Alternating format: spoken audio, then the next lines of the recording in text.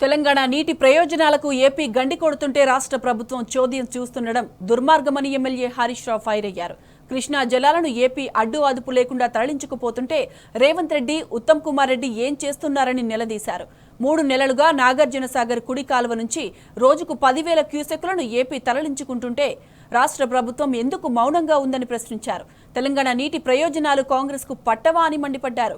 తెలంగాణ తాగునీటి అవసరాలకు శ్రీశైలం, సాగర్ జలాశయాల్లో నిల్వ ఉంచాల్సిన కోటాను ఏపీ తీసుకెళ్తుంటే రాష్ట్ర ప్రభుత్వానికి చీమ కుట్టినట్లయినా లేదన్నారు. శ్రీశైలం, సాగర్ జలాశయాల్లో మిగులు నిల్వలు లేకున్నా పోతిరెడ్డిపాడు, సాగర్ కుడి కాల్వ ద్వారా ఇప్పటికే ఏపీ నీటిని తరలిస్తూ మొండిగా వ్యవహరిస్తుందని హరీష్ రావు వివరించారు.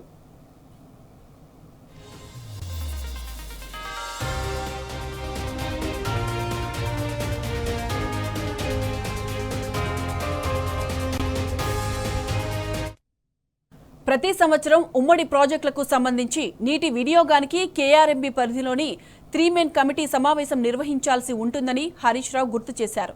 కానీ ఈ ఏడాది ఇంతవరకు 3 మెన్ కమిటీ మీటింగ్ పెట్టలేదంటే బోర్డు వ్యవహారం ఎంత దారుణంగా ఉందో అర్థం చేసుకోవచ్చన్నారు. రాష్ట్ర ప్రభుత్వం బోర్డుపై ఒత్తిడి చేయడంలో, నీటి తరలింపు చేయకుండా ఏపీని నిలవరించడంలో, తద్వారా తెలంగాణ నీటి హక్కులను కాపాడడంలో కాంగ్రెస్ సర్కారు ఘోరంగా విఫలమైందని హరీష్ రావు ఫైర్ అయ్యారు. ఏపీ దూకుడు, తెలంగాణ ప్రభుత్వం నిర్లక్ష్యం వల్ల ఇప్పటికే నాగార్జున సాగర్, శ్రీశైలం రిజర్వాయర్లు ఖాళీ అయిన పరిస్థితి నెలకొందన్నారు.